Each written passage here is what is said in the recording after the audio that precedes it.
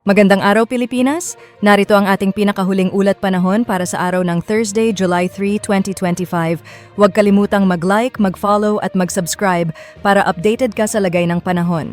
Narito na ang update sa low pressure area at tropical storm sa labas ng PAR.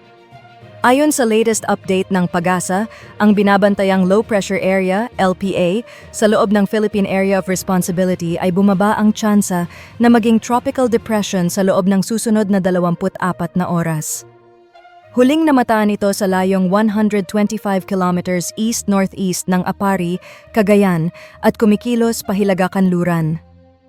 Inaasahan pa rin na lalapit ito sa extreme northern Luzon kung saan magdudulot ito ng scattered rains and thunderstorms lalo na sa Batanes at Babuyan Islands. Samantala, isang tropical storm sa labas ng PAR na may international name na Moon ay huling namataan sa layong 2,500 kilometers east-northeast ng extreme northern Luzon. Wala po itong direktang epekto sa alinmang bahagi ng Pilipinas at ang epekto ng southwest monsoon, habagat.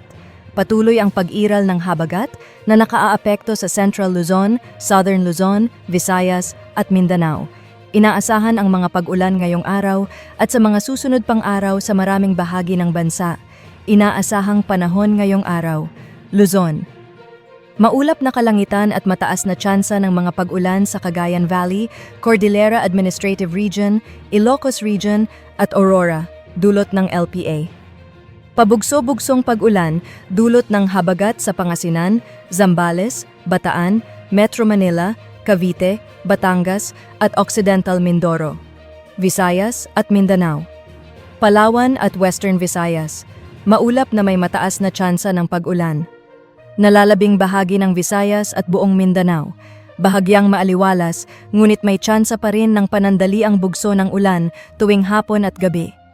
Orange rainfall alert, 100 to 200 millimeters of rain. Pangasinan, Bataan, Zambales, Occidental Mindoro, Biyernes. Yellow rainfall alert pa rin, 50 to 100 millimeters of rain sa ilang bahagi ng Luzon sa Sabado. Sa kalagayan ng ating karagatan, wala pong nakataas na gill warning sa alinmang seaboard ng Pilipinas. Gayunpaman, pinapayuhan ang mga mangingisda, lalo na ang may maliliit na sasakyang pandagat na mag-ingat kung lalabas sa laot. At iyan ang ating ulat panahon ngayong araw.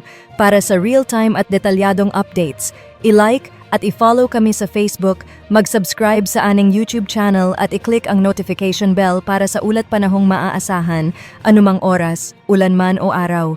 Maging ligtas at alerto po tayong lahat.